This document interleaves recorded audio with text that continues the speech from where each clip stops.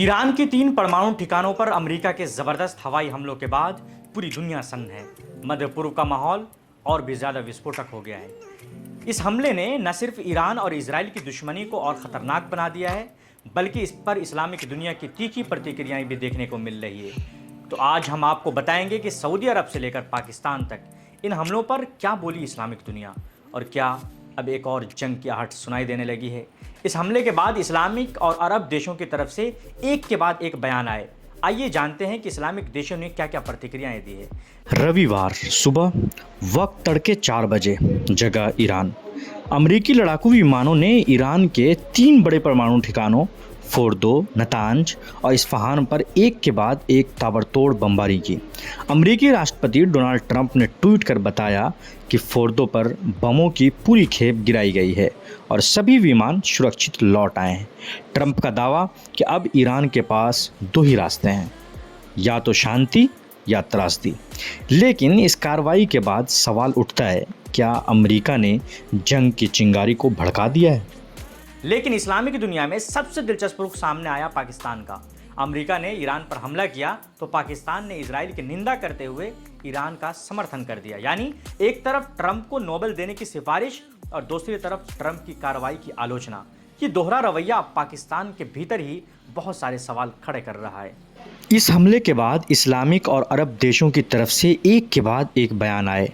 Saudi अरब, जो खुद Iran से तनाव में रहा है, और उसने भी इस बार कहा कि क्षेत्रीय शांति को किसी भी हालत में खतरे में नहीं डालना चाहिए। कतर, जो आमतौर पर तटस्थ रुख रखता है, उसने भी इस हमले को अंतर्राष्ट्रीय कानून का उल्लंघन बताया। ओमान ने सीधे शब्दों में कहा कि यह हमला पूरी मुस्लिम दुनिया को अस्थिर कर सकता है। तुर्की ने अमेरिका की आलोचना करते हुए इसे मध्य पूर्व की संप्रभुता पर हमला बताया। इंडोनेशिया, मलेशिया और बांग्लादेश जैसे देश भी संयम और कूटनीति की अपील कर रहे हैं। लेकिन इस्लामिक दुनिया में सबसे दिलचस्प रुख सामने आया पाकिस्तान का। तो सवाल अब बड़ा है, क्या अमेरिका का यह हमला सिर्फ ईरान तक सीमित रहेगा या फिर इसमें सऊदी अरब, इराक, लेबनान, यमन और यहाँ तक कि भारत जैसे देशों की भी डिप्लोमेटिक इन्वॉल्वमेंट देखने को मिलेगी। इस्लामिक देशों की एकजुट प्रतिक्रिया से साफ है कि अब अमेरिका के लिए भी ये आसान नहीं होगा, खासकर तब जब यह हमला संयुक्त राष्ट्र चार्टर और अंतर्राष्ट्रीय नियमों के खिलाफ बताया जा रहा है। पाकिस्तान ने एक दिन पहले ही अमेरिका के राष्ट्रपति डोनाल्ड ट्रंप को नोबेल शांति पुरस्कार देने की सिफारिश की थी। कारण ये बताया गया कि भारत पाक संघर्ष के समय ट्रंप ने कूटनीति से हालात संभाले थे। लेकिन जब अमेरिका ने ईरान पर हमला किया तो पाकिस्तान ने इसराइल की निंदा करते हुए ईरान का समर्थन कर दिया। यानी एक तरफ ट्रंप को नोबेल देने की सिफारिश और दूसरी तरफ ट्रंप की कार्रवाई की आलोचना। ये दोहरा रवैया पाकिस्तान के भीतर ही कई सवाल खड़े कर रहे हैं। वहाँ की आम जनता उनसे ये सवाल पूछ रही है कि आखिर उसकी ये नीति क्या है और ये दोहरापन क्यों।